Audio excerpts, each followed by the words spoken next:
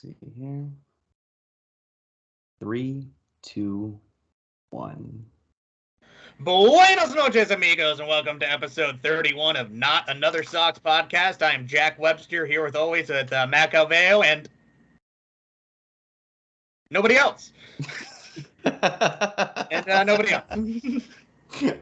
Man, I think we're gonna have to file a missing persons report for Matt Lebeau here. This is back-to-back weeks now that he is a no response on the Sunday. Just completely ghosting us. Yeah, right. We tagged him on Twitter. We sent out his picture and information again as we did last week, and no, he seems to be missing, and I don't think anyone knows where he is right now. So if you do know where Matt Lebeau is, just shoot us a DM. I've been in contact with Stop and Shop already. We're getting his picture out on milk cartons. Just to, raise awareness, see if anybody's found him, yelling at any Guidos in the street or any other place. If you see him, please do not approach. Just call the number below and have a professional handle him. We are looking out, but we have a feeling he might be in the Miami area if he's not already back in Boston or back in Rhode Island at this point. We believe he was last seen in Miami, so who knows what could have happened. He might be heading down to Cuba. No, he's definitely on the run from something. We don't know what exactly, and I think it's really going to be helpful to speculate what he might be on the run from. Maybe he pissed off the wrong Yankees fan. Yep. Maybe it's Draymond Green's wife that he cursed at. It could be any of number of reasons that he's trying to flee the country right now. I doubt he got into a scuffle with the Marlins fan. I don't think they exist. Yeah, no, I can't imagine that any Marlins fan would actually feel passionately enough to get into a physical altercation over their team. You'd be like, oh man, they suck. And they'll be like, yeah, we know. We're not New York Rangers fans. They're not going to sucker punch you in the face or anything. Right. Although, hey, maybe we're getting all the sports in here right now. Right. We got to work everything in, man. But yeah, who knows where Matt Lebeau is? We're hoping he's safe, and we're hoping he's hopefully back home now. So we're gonna do a reverse reward system for us, where if you find him, you have to give us $100 instead of us giving you any information that leads to a safe result. You have to pay us if you want to give it to us. The funny thing was, we did tweet out that his information again. So hopefully somebody finds him. But Kyle Sullivan did, offer his services to be the third person on tonight's show. But unfortunately, he did have to work late. But that would have been hilarious to have him on, though.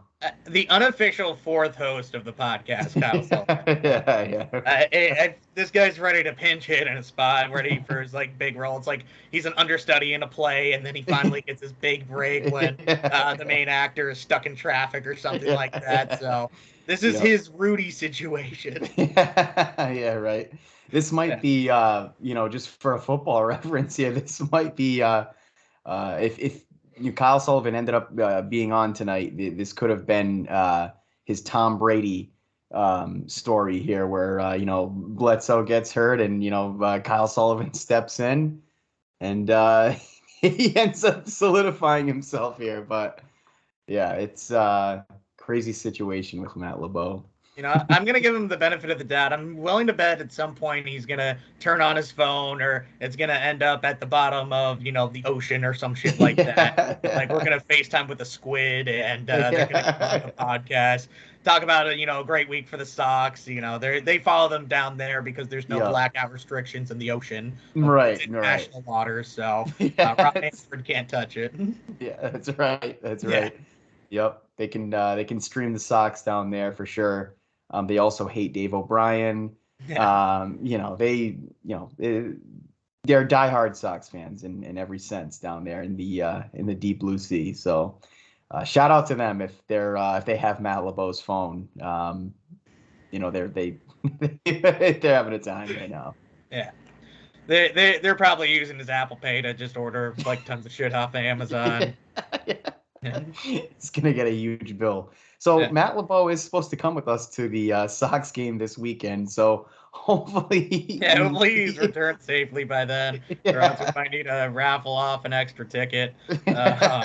So we're having, hopefully it's by that time. Hopefully, you know what? I still am holding out hope that like he turns on his phone and just gets on Skype, and you know he's Right. in the airport or he's in the sky even. Imagine Yep. like like he's just paying for that JetBlue Wi-Fi, like $30 for the hour and a half trip or whatever, how long it is from Miami to Boston. Probably longer than that, Right. but yeah. I I really I feel like the only reason he would miss it is if he was probably dead. So You're right. I think Right. we don't even have to search. We can just assume he's dead. Yeah. No, I think that's a safe assumption for sure. But like you said, Jack, before we started the show, we did have to. We did have to do this. This is something that needed to be done with just the two of us here because it's just 2 weeks in a row. Just the two of us. Yeah. We can make it if we try. By the way, if my voice sounds a little bit more like deep and irresistible more than normal, it's because I was smoking and drinking at PVD Fest all day Hell yesterday. yeah. So Hell yeah. hopefully it doesn't affect my work performance on Monday. But for right here, right now, I am definitely playing a little injured. But I do it for you guys. I do it for the listeners. Unlike That's right. some other hosts on this podcast. And if you are watching on YouTube, Jack is rocking a great Sabres find right now on his head. Yeah, this was a giveaway this season. The Carita had presented by Coca-Cola. You can't forget the presenting sponsor when you're talking about these things. But it's really cool. It has, his nickname, which means baby face, and Rafael Devers underneath. It has the Dominican flag underneath. Yeah, which that's is really sick. cool. Yeah. And then the number 11 on the side. Doesn't really have anything on the back. But this was a solid find for auctioning or raffling it off for the podcast, and then decided that I just wanted to have it for myself. So Yeah. we got an update from the bottom of the ocean from Matt Oh Lebeau. God. He is indeed in Miami. Yeah. Oh, he is in Miami. Yeah. He's gonna be in for a rude surprise. Yeah, he is. It's gonna be honestly, this is gonna be hilarious. Yeah. He's yeah, no, we do have some baseball to talk about, believe it or not. The West Coast road trips are finally done. No more 10 p.m. starts. I think, we're very excited about all that. Yeah, so. that is definitely great. It's definitely good to have the 10 o'clock starts be over with because those are really hard to stay up for. I think though, I was up late on Tuesday night. I think it was the first Angels. That was Waka's complete game. Or was that was Monday? Monday. That was the night Monday we were recording. That's right. When we were recording. Yeah, I was up for Waka's game.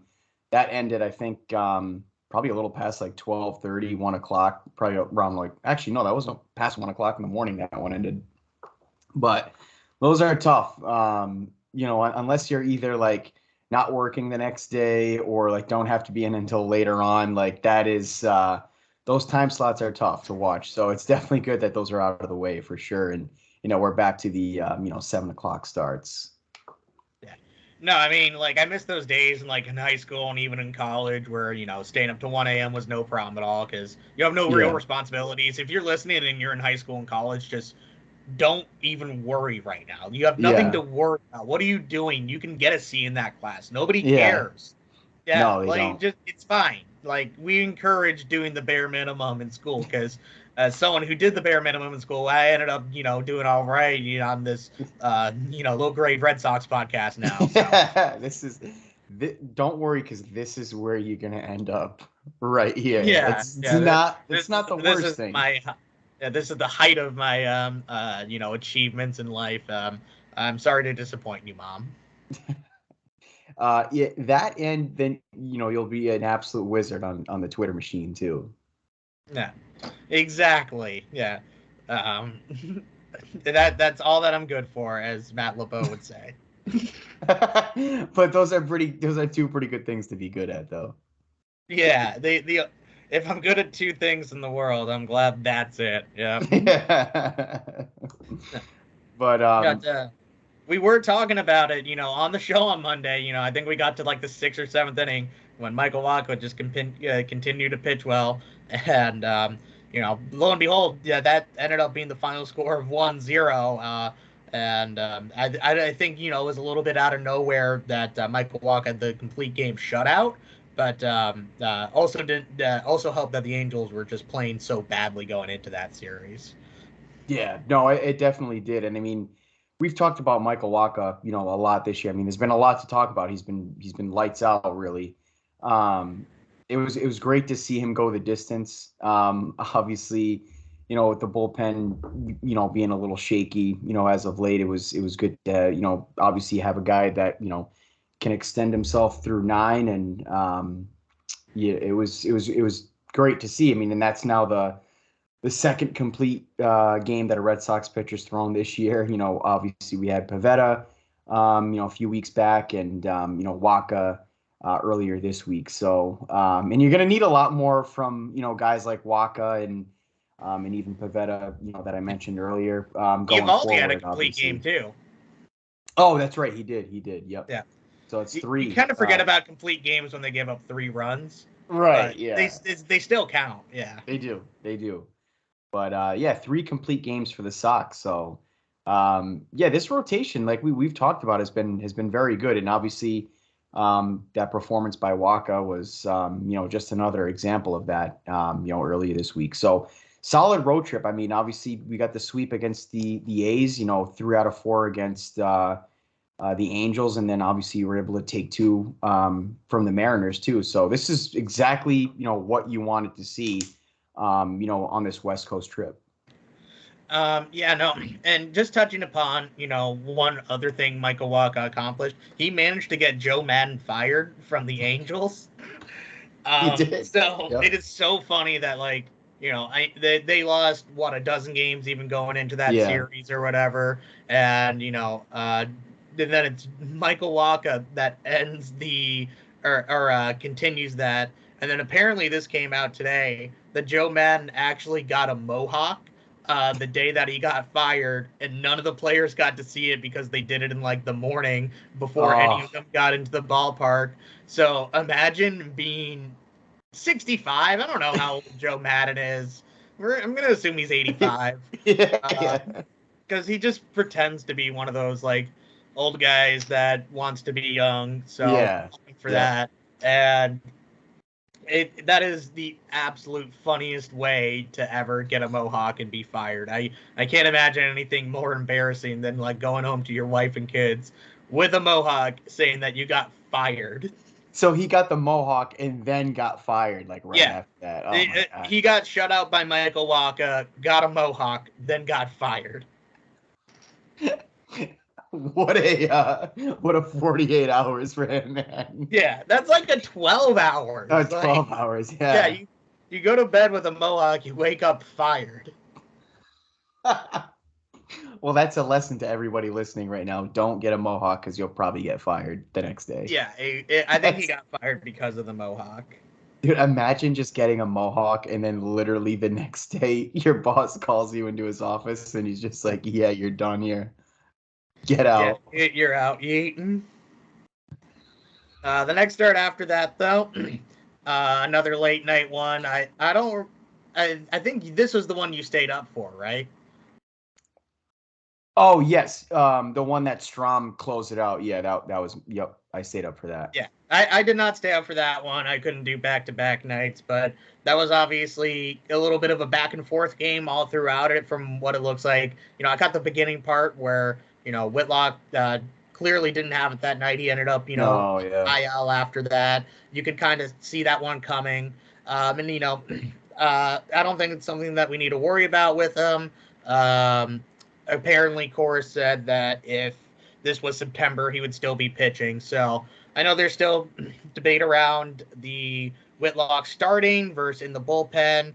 So I think this does add a little bit more of a question mark into everything else, especially if you do kind of want him to either have that, just roll every fifth day, or if you do want to actually put him back in the pen as, a really good back end guy, especially, now that Sale and Paxton are starting to ramp up. You have guys in AAA. So I still like him in the rotation, but there is a case to be made either way. Yeah, I feel like even for right now, obviously we'll touch upon obviously, um Evaldi, going to the IL, and so you having Whitlock, and I mean he's on the IL as well, but obviously trying to get guys that can start games is going to be obviously big, going forward, because you have those two guys that are going to be out for a little while here. So your starting rotation definitely took a hit. So obviously, like we mentioned earlier this show, guys like Waka, even Hill, Pavetta, they're definitely going to have to step up in the absence of Aldi and Whitlock going forward here. But yeah, I mean, Whitlock I think is probably going to be pretty valuable, in the bullpen, especially down the stretch. When you get into the postseason, because he's a guy obviously that can come in and throw multiple innings, which you obviously it's great to have if your starter doesn't have it for whatever reason. Especially in higher leverage situations like wild card game, or if you get deeper into the playoffs as well. So I think Whitlock is probably, going to be better suited for that role right now.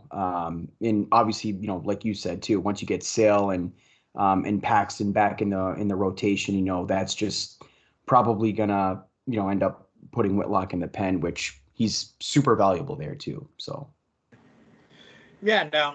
And once we hit September, October, hopefully, late run there, Pavetta's going to be coming out of the pen. Even Sale came out of the pen in 2018 early on in the ALDS against the Yankees. People forget that. So it'll be a mix and match of, who's available when. I'm less worried about that. You just want as many arms as possible. And I'm glad that, we finally do have depth there, because the last few years, it didn't really feel like if you lost two guys on the injured list, that we would really have the depth every fifth day to compete and win a ball game. But that is changing a little bit. We'll get to the last game of the Mariners series with a surprise start from Cutter Crawford, but another that third game in the Angels series really stepping on their throats. Another 1-0 shutout after that. So not a lot of run support in those games, but yeah, one is sometimes enough.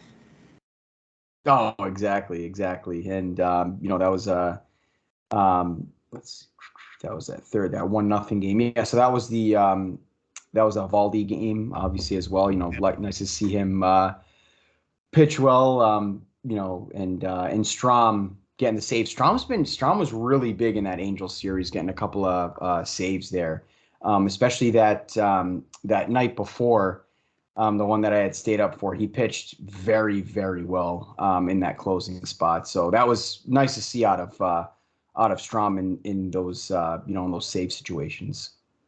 Yeah, no, and Tanner Houck, another guy in that game the night before, 2 scoreless innings with a couple of strikeouts mixed in there as well. So there's still a lot of question marks in that back end of the rotation, or back into the bullpen, I should say. But you are seeing some arms pop in. I do. We'll get to another Mariners game later on this series. I would like to see. Would have liked to see like an actual closer acquired in the offseason. Yeah. That's bitten us a couple of times throughout the year. We've kind of had to play it by committee, but still, you are starting to figure things out more than at the beginning of the year, when it felt like there was nobody that was gonna step up and take that role. Yeah. How can that position isn't a bad option? I feel like he's pitched pretty well in the closer role too. So that's an option you have, or you can obviously in the next month and a half, once the deadline rolls around, you can also acquire an arm there if there's somebody out there that can fill that role too. So you have options either if you want to throw Houck in that situation, maybe Whitlock. or even going out and trying to acquire an arm to fill that role as well. But that's definitely going to have to be a role that they're going to have to obviously solidify at some point, because like you said, Jack, that's something that's kind of bitten us in recent games here. Yeah, and I'm a very big Bloom supporter. I think we all are on this show. You have trusted a lot of moves that he's made, especially with guys like Whitlock coming up, guys like Ref Snyder, and guys like Schneider or Schreiber, I should say, coming out of the bullpen. So he has done a lot of really good moves that have helped us, go from essentially dog shit in 2020 to being postseason World Series contenders the last few seasons now. I do wish, maybe we signed a guy like Kenley Jansen, since we're already going over with Trevor Story. So if you're going over, you might as well have signed a guy on like a big 1-year deal where the money doesn't really matter. You're the Boston Red Sox. You're worth $3 billion, $4 billion, $5 billion. Knows. Like you can sign a guy like that where if it doesn't really matter against the luxury tax and long-term effects where you would start losing draft picks, you might as well spend more because it's only money. It's only money at that point. Right. It's not like, your hot dog's going to get any more expensive if they sign that guy or anything. The Dodgers have been doing it for like 10 straight years now. They seem to be doing perfectly fine. So hopefully, we might be able to get somebody kind of like what you said. It's going to be, a little bit of a hard market because there's going to be a lot more teams that feel like they're in it with the expanded playoffs now. So we'll see what happens. We'll see if, Houck or somebody else takes real, strong hand on that situation. But for right now, like I was saying, you start to see a little bit more of it, but you want to see it actually be a non-question mark because it did come up in that Mariner series. Yeah, that's actually a really good point that you bring up too with the I don't think a lot of people realize that too, is that the trade deadline is going to be a lot different than in the past with the expanded playoffs because, like you mentioned, there's going to be a lot of teams that are going to be kind of in that bubble that think that they're maybe a piece or two away from being a playoff team and then, maybe even making a run in the postseason. So this is, this deadline this year is going to be really interesting to see what certain teams do, because it is going to be, like you said, it is going to be hard because there's going to be a lot of teams that feel that they're that are going to be in the market as buyers, thinking that they can make a run and they can add a piece or two and make the playoffs. So this deadline is definitely going to be very interesting in that sense. That's why John Heyman was like so fucking horny for the Red Sox to be sellers. Like he's like, oh, I can't wait to see Xander Bogaerts on St. Louis, so that way he doesn't have a qualifying offer, and that way I can suck the Yankees' dick even more. I'm really glad to see that he had to eat crow this last week too. Not that the Red Sox are back in a playoff position. He did, shame on you if you thought they were out and like pointed the finger at himself. So. I'll give him that. Still, he's a piece of shit. Fucking hate him. He's still, just Scott Boris's puppet and the Yankees puppet, and whoever will give him any scoop, he's a rat fuck. And he looks exactly like the type of guy that you would imagine. You know what he looks like? He looks like the fucking snitch from Recess. Like, if the snitch from Recess grew up, that would just be John Heyman. It would be. I think that was John Heyman in Recess. Yeah. I mean, like, what? That was like 20, 30 years ago. That kind of adds up. Yeah, that's John Heyman. We're gonna have to do that. That is John Heyman. He is the snitch from Recess for sure. Yeah. I know. Man, that's. I think we're really onto something here. Yep. We're bringing in Hey Arnold references like last week, and Recess School's out. This is, you can definitely tell we're two white guys in our late 20s. Yeah. The references are really exposing us. Yeah, what a brand new, fresh idea. Three white guys in their late 20s starting a baseball podcast, and we're the only ones out there doing this for you guys. Yeah, there's not a lot of them. There's not a lot of them out there. We're one of a select few here, so few the proud. Yeah, right. Oh God, and then we did have that last Angels game, which obviously Ohtani was nails in. You don't What do feel you think? bad losing to Ohtani. No, I mean he went 7 innings, 6 strikeouts, 1 earned. Like, I Hit the mean, home run off of Pivetta too. Good yeah. course. Yeah. I mean, just a kick in the dick, but I mean it's Ohtani. I mean he's the most dynamic player there is in the world right now. So And we don't have uh, to see him the rest of the season because we know we won't run into the Angels in the playoffs. no, you definitely won't. I mean, it's sad. I mean, you hate like I love Otani, but you just hate to see him on an organization like that. That's just such a loser organization. I He mean, they picked have it. He picked it. well, Every yeah. team wanted him, and he picked it. So He do you knew what he feel was doing. Same with Trout. I stopped feeling bad for him after the right? extension. I was like, how can you keep falling for this? Yeah. So do you feel bad for Otani or no? You A don't. little bit, yeah. Yeah.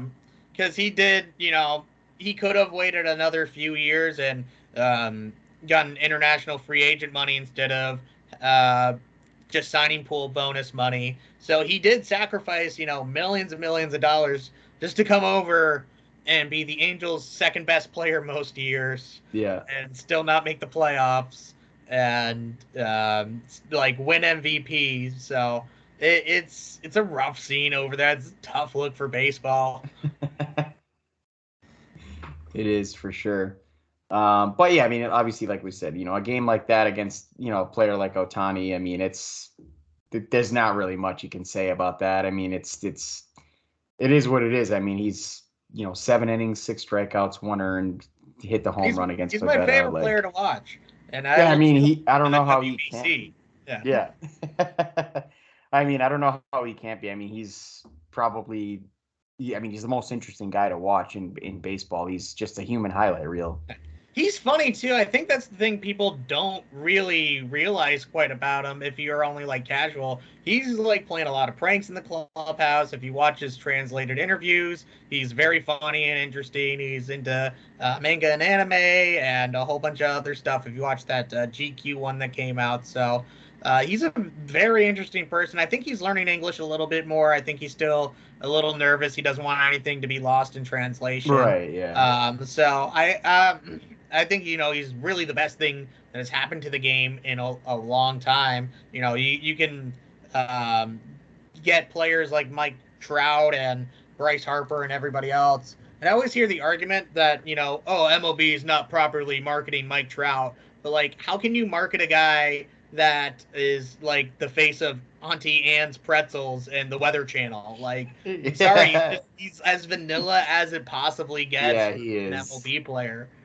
Yeah, I mean, guys like Otani, obviously, those are guys that you can market because he has a personality, unlike Mike Trout, who, like you said, tweets about the weather and Go that's pretty much, Eagles! Like, who the fuck likes the Eagles outside of yeah, Philadelphia?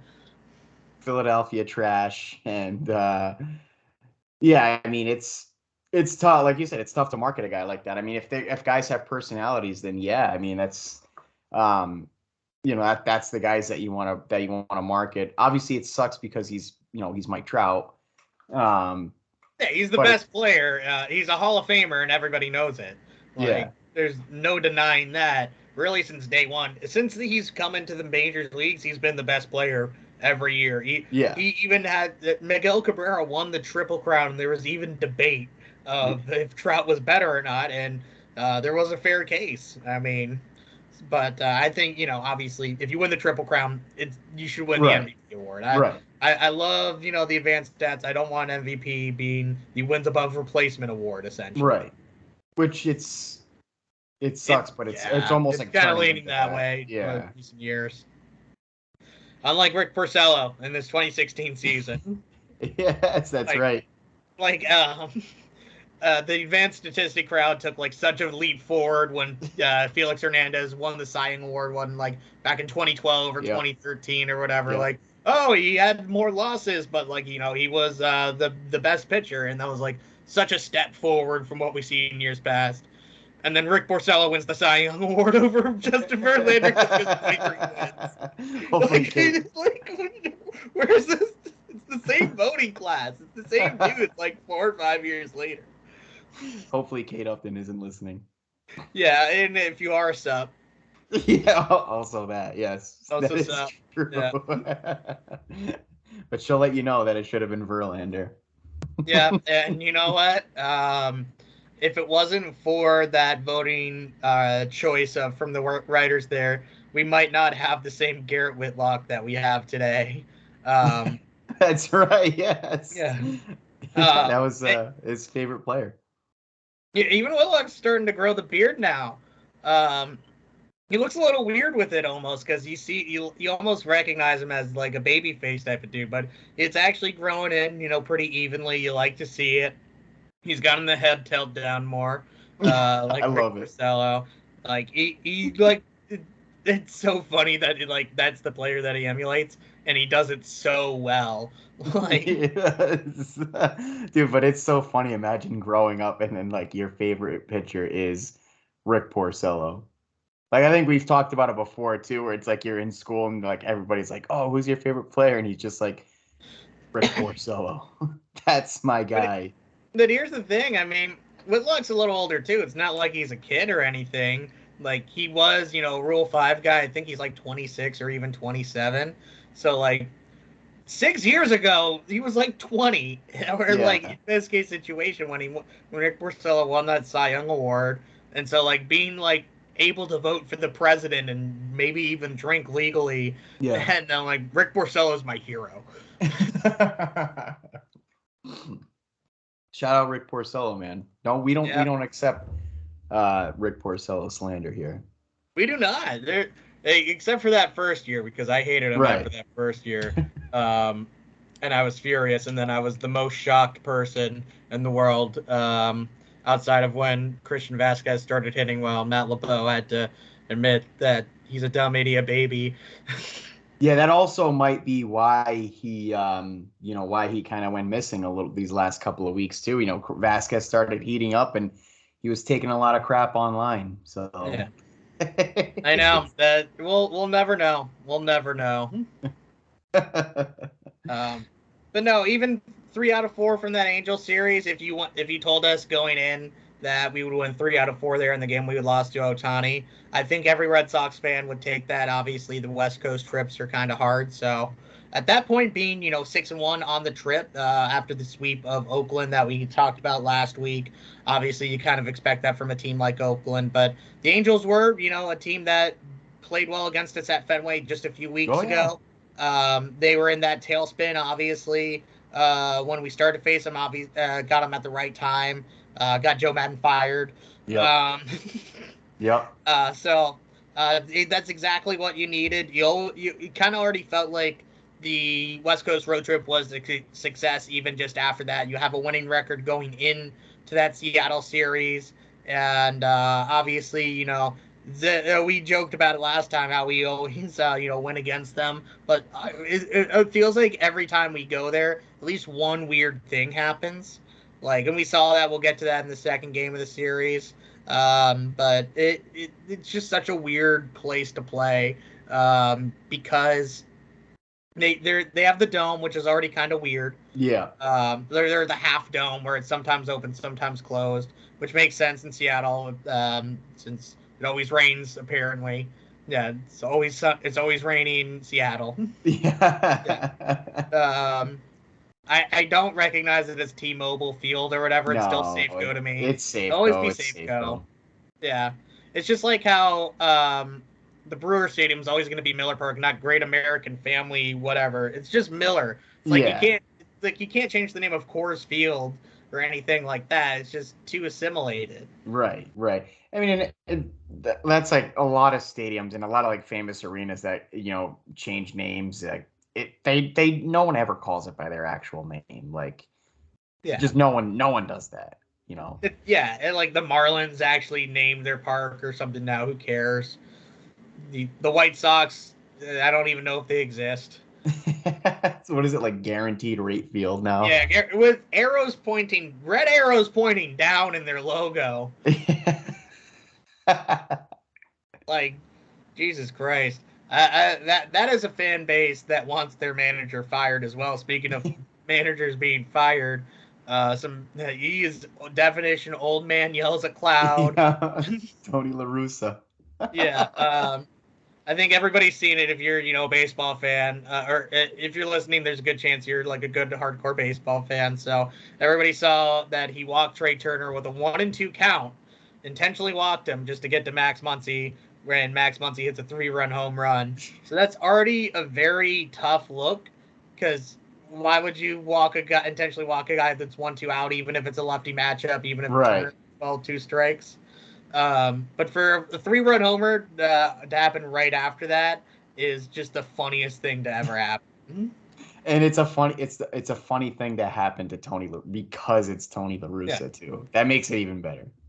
And then in the press conference, after the game, he was like, "There's question about that." Like, what? Yeah, there was question about it. You can defend it as much as you want, but to be like, no, why are you questioning this? Why, especially what happened immediately after the fact that just blew up right in the face. So, yeah, that is absolutely hilarious. Wish the White Sox the best. They have a lot of players that I enjoy watching, but I don't. They're another team where they feel almost a little cursed because of their own bad decisions. Right. Shout out to Kyle Sullivan too. He's a Chicago guy, so yeah. I think he was at the Red Sox game. One of those games that they played in in Chicago. I think he was at the one game they lost. He was, which is unfortunate. That's unfortunate. Yeah. But yeah, no. And, kind of like we were saying at the beginning of the Angel series, a little hard to stay up for some of these Mariners games as well. I tried staying up for the Friday night one. Another, kind of close 1-run game, as we've seen a lot this West Coast road trip. Definitely a lot of nail biters, not really any laughers. Just go to bed easy. They're all late night dramatics. Oh yeah, they definitely were. This one, so I was at a wedding on Friday, so I did not get to see this one. Yep, you got married. I got married. Yes. Congratulations to me. I am now married. Lovely ring that I have on right now. Invisible. It's priceless. It's right. It's an invisible ink. Yeah. Ring. I could see you being like one of those dudes that wears his wedding ring as a necklace. Hey, it's actually not a bad idea. It's not. No, it's not. I respect it because I'm not a ring guy. So if I do ever, hi Petey. A guest appearance by my dog on the show, doing a little shake. Yeah. So if I do, maybe I'll wear it like as a nose ring, even, or maybe or septum. Is that what they're called? Like the little the septum. Yep. Yeah, like little bowl things. The bowl ring. Yeah. Chicks have. If you have one of those, DM me. DMs are open. What about wearing it as like an earring? Yeah, that could work too. Maybe I could actually see you doing that. Yeah. Wearing your ring as an earring. That'd be pretty cool. Yeah, maybe I'll get my nutsack pierced or something like that.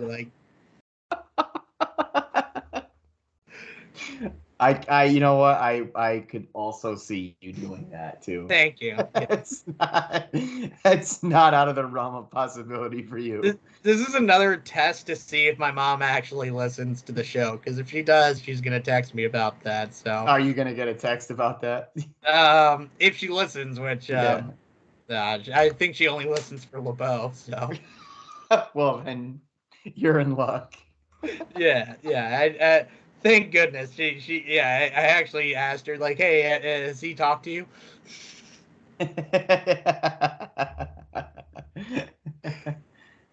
But yeah, no, that Friday game, I think that's one we both dozed off on. Some late night heroics, especially from Bobby Dahlbeck. He hit the go-ahead home run in the 7th. He's a Seattle native, which I didn't even realize. So I didn't know he was from Seattle. Yeah, they mentioned it a few times on the broadcast. It's like him and John Lester are the two big names that have from come out from Seattle. Seattle. Of course, they both played for the Red Sox. So Yeah. there's probably like another handful of guys, but like those two guys, like born and raised like right outside of Seattle. So it's kind of cool, got Yeah. to play in front of a lot of hometown crowd. That is interesting. I had no idea though. And he had some Um, big hits. he did. Yeah, he definitely did. And the big one was obviously JD as well with the uh, he had a bomb in that one as well. Yep, in the third. Bogarts, had a big hit to drive Endeavors early as well. Yeah. And then Tanner Houck, like we talked about, he ended up getting the save on that Friday night game as well. So it's good things to see from Houck too. Yeah. Rich Hill didn't pitch too bad. He gave up that 1-2 run bomb to, I think it was Jesse Winker. Um, and then, Schreiber came in, kind of put up the fire in the fifth inning. And then bullpen was pretty good from there. Strom did give up a run, which, you kind of forgive him for. Um, and then Houck with the save. So it does look like they're starting to give the ball more to Houck in the ninth inning, which I think is something we've talked about on the Yeah. show before, where if he's not gonna go 3 times through the order, he's probably gonna be a better back end guy than a starter. So I think him giving him that responsibility, that little bit more of adrenaline in the ninth inning, a guy being able to go 2, maybe even 3 innings, if it's like extra innings or something Yeah. like that, I think is a very valuable tool for Cora and the team. So it's something that I hope to see even more of a development for as the season goes on. And it's kind of nice get putting him in those high leverage situations as well, because obviously down the stretch you're going to need him. Hopefully in obviously late September and October when you're looking to make a run in the postseason. It's going to be good for him to already have that confidence, going in to know that obviously he can pitch in really big situations. So to have him being able to do it now, this way when he gets to late September, October, when you're in the postseason, for him to already have that, those reps in those situations and to have that confidence, is going to be a huge plus for him. So I do like that he's in these kind of situations right now, so he's better suited for it, going forward. Yeah, no, absolutely. And it starts where you can actually start to build a bullpen around that. You have Schreiber as maybe not a guy that's necessarily closing, but could be your elite level guy anywhere in the game where, it's the highest leverage situation. So I like being able to have a guy that you can still trust where it doesn't have to be the ninth inning. It could be, when the game is actually on the line. So to have that in place, to have a closer in place, to possibly add on a bit more, have that lefty in Strom as well, and even Austin Davis is really valuable because Diekman hasn't really taken that step forward. If anything, a few steps back. So um, there are still guys in Worcester and even Portland that I'd like to see get chances over guys like Brazier and um, Sawamura or Yeah. Phillips Valdez. Yeah. So I don't hate Sawamura. I think he's like a guy that you can throw in a 5-2 game when you're trailing and keep you in it. But Right. he's not a guy I'd put in high leverage situations. No, no. He's either a guy, like you said, you either put him in either if you're like real up really big, um, or if you're, a few if you're losing by a few runs and, maybe he can keep you in it, like you said. But other than that, I mean, in a 1-2 run game, that's definitely not the guy that you want out there. No. And I mean, a guy that, we thought might take that role at the beginning of the year was Vic or Hansel Robles. Yeah. Kind of emerged as our closer at the end of the 2021 season. Even it got off to a really good start at the beginning of this season as well, up until really that Rays walk-off game with the no-hitter. Yeah. He was fantastic. So since then, he's been dog shit. There's really no other way to say it. Yeah, He's a guy that I like a lot. Like, he has good stuff, but another blown save and another loss the other day really hurt us, especially going into the lead into the ninth with a lead. It wasn't, a tied situation. Bobby Dahlbeck, kind of forgotten home run in the ninth inning there to give us a lead. May have been, the biggest hit of his career, honestly. And for that to lose that game at 1:45 in the morning on a Saturday, it's very tough. That was, kind of like I was saying before, where there's always one just goddamn game in Seattle that you have to fucking deal with. It was that game, unfortunately. And, glad that we don't have to play there for the rest of the year because they're another team that's not going to make the playoffs either. So. Exactly. And it sucks. It really does suck for them because they have a good fan base and they do have talent as well there. They have a lot of players I like. I mean, it's really unbelievable that it's been 22 years now, or 21, or 20 or 21 years, I forget exactly, since Ichiro's first season. Yeah.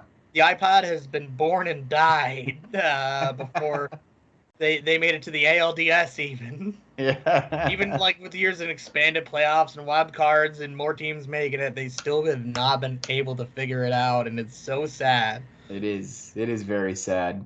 And Safeco, like we were talking about, I feel like that's a park I'd love to visit too. That seems like an awesome place. Yeah, no, they got like the fish markets that they show every single time. Yeah. You probably see the ghost of Kurt Cobain or something out there. Yeah. So that's honestly probably a top 10 destination I want to go in terms of ballparks and cities. Yeah. So, probably the one I want to go to the least is Tampa. So. Yeah. The hockey town, anyways. Yeah, right. Yeah, they don't care about the Rays. Yeah. And then we had the game today. That rubber match, and they get the 2-0 win. Obviously, a really big hit by a really big home run by Devers there. Shout out Carita. Big hit for him to in the 8th inning to break the scoreless tie, put them up 2-0, and then like you mentioned earlier on, obviously a huge showing from Cutter Crawford. Yeah, I don't think anybody knew he was going to be starting until today. You kind of heard rumors that Eovaldi may or may not be ready. They might want to push him back. They might want to put him on the injured list. So I'm not worried about Eovaldi's long-term health. It's probably just going to be a skip start, essentially, at this point. So it's nice to have a guy like Cutter Crawford come in. It wasn't, the most dominant performance. He did have a lot of strikeouts, 7 innings, only 1 hit, but 4 walks. He was kind of walking that tightrope, especially in a 0-0 game. But he did very well. Defense backed him up a good amount.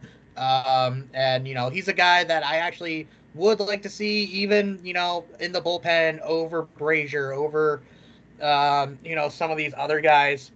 Because I would rather at least know what he's worth than have him go up and down, just kind of being kind of swing man in a way. Like I kind of want to see what he's able to do on the major league roster, especially since we have so many question marks and a guy that might be able to actually be valuable for you in a role where you might need 3 innings out of the pen now, since Houck's kind of in more of a 1 inning or 2 inning role. Oh, exactly. I mean, that's obviously you love to see his performance today, and it's promising, and hopefully like you mentioned, they can keep him on the roster here and just kind of see, what you have in him, because I feel like that's probably where he's at right now. Otherwise, he's going to kind of be like up and down. He's either going to be AAA or in the major leagues. He's going to be bouncing around, and I feel like I'd rather just kind of see, what you have in him right now. And then this way you can kind of say, all right, is he a guy that can be here?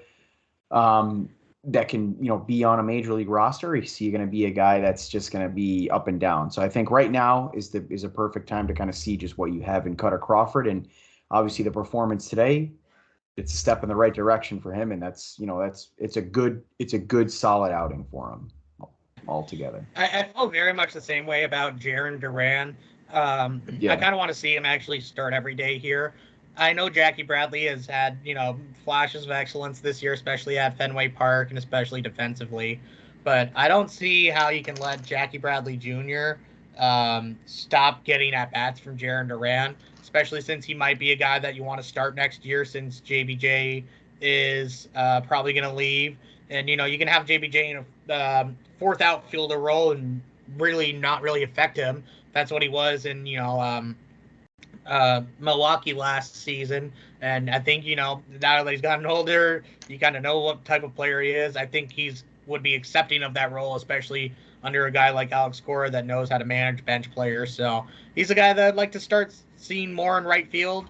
Another guy that, makes or factors that in now is Rob Refsnyder, who came up, got a big hit by pitch and made a nice play in the outfield. So he's a guy that has done well in Worcester this year. We'll see what his role is moving forward. Yeah, definitely. I mean, Duran, I'm definitely on board with him too, and getting him more everyday consistent reps as well, because I think he's shown he can be an effective player. So I'd like to obviously see him be able to do that more consistently, and just get him in there more consistently as well. But overall, obviously a very good road trip. You won every series. You sweep the A's, you take 3 out of 4 from the Angels, and then you take 2 out of 3 from the Mariners. So overall, that's exactly what you wanted to see out of this road trip. It's a great trip. No, we went above 500. We're in a playoff spot right now in the wild card one. And if the season ended today, I actually really like the way that the playoffs would end up. I usually hate people who say if the season ended today. Yeah. Well, it doesn't. We still have like 100 more Yeah. games to go. But we would be facing Minnesota in the first round. Minnesota in the first wild card series. I'm like, that's who I'd rather play over Tampa Bay or Toronto or the Yankees. Oh, yeah. Then it'd be Houston after that, who I'd rather face than the Yankees or anybody else. And then, from there, we're going to be the Yankees in the ALCS. Because right, yeah. What we do in the playoffs. And then, we'll have to either face the Mets or the Dodgers in the World Series, and we'll see how that goes. So, we're gonna at least be there. And I think we beat the Dodgers before. We're gonna get revenge for '86 from the Mets. Yeah. So if it's one of those two teams, then I think we're gonna go home with another World Series this season. I think it's just our path to the World Series is looking pretty good. I mean, I think we, like you said, we can take the Dodgers, we can take the Mets. We've been there before, so why not do it again? Yeah. But then going forward this week, obviously I have a nice homestand coming up. 3 games against the A's, 3 games against the Cardinals, and then 3 against the Tigers. So definitely, that Cardinals series will be good. Obviously the A's, hopefully you can take those games, and then the Tigers. I feel like they always play the Sox pretty tough, so that's another interesting series as well. But nice little home stretch after a long West Coast trip. It's always good to see. Yeah, 8-2 on the West Coast road trip. If you say that any year, you're gonna be happy. Any East Coast team being able to go out there and gain grounds in the standings is very important. I hear a lot of Yankees fans tripping. Oh, over the stretch, the Red Sox still lost 2 games in the AL East, but the AL East is so competitive. Who fucking cares? We're in a playoff spot. Saying how far we're back in the standings is irrelevant right now because we are in a playoff spot. If you wanted to make one of us a month ago, that makes sense. But I tweeted this out the other day. How far have Yankees fans fallen? They used to be World Series or bust, and now they're just bragging about division leads in early June. Yeah.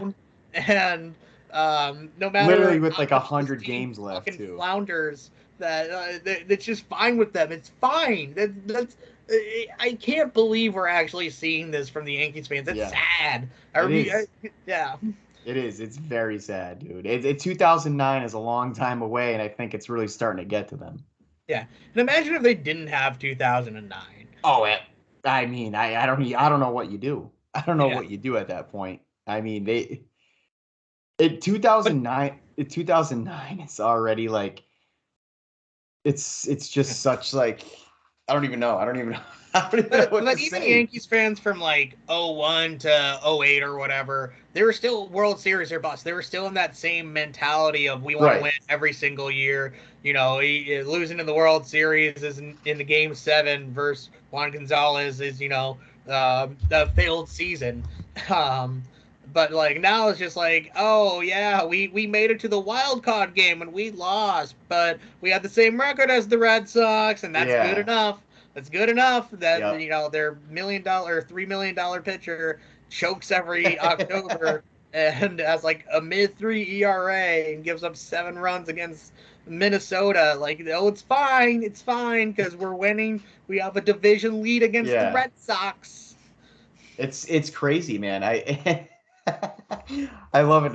We had our boss was chirping you a few days ago, and you were just like, it was funny because you were just like, looks up 2021 AL wildcard Yeah, game. no, he changed my wallpaper on my computer to Yankees logo. And like, by the way he did it was like so second grader. Like, hey, you might want to check your desktop. I'm like, Yeah. okay, like, yeah, it would have been way funnier if you just let me discover that like in 2 hours when like I'm closing up for the day. But no, I Yeah. have to see your reaction now, so I just changed it to the 2021 American League wildcard game right in front of him. Took 10 seconds, and now I get to watch the team surround Garrett Whitlock, the guy that they just gave away for free, Yeah, yeah. and just closed out the game against them in probably their biggest game this in the last decade or so. So, very, very funny turn of events. I'm just glad that he didn't assault me with a chicken wing again. Yeah, we don't want that, man. No, we don't want any more chicken wing gates. Chicken gate. No, they Yeah. can't have any more of those. But We did mention this at the beginning of the show. We will be at Fenway Park on Saturday. yeah, I still need to get the tickets because I bought the tickets for Sunday, and I think last week we realized that wasn't going to work. So yeah, I will still be at the game on Sunday. We'll be there Saturday and Sunday, but the NAS boys will be there yeah, on Saturday night, bullpen pre and post game, maybe a yeah. strip club, who knows. Uh, We can get freaky, but we may or may Matt Lebeau may or may not be found by then. He may be at the bottom of the ocean with Aquaman and Amber Heard. yeah, Uh, that's a bad place to be. yeah, it's a bad place to be watching Marlins games.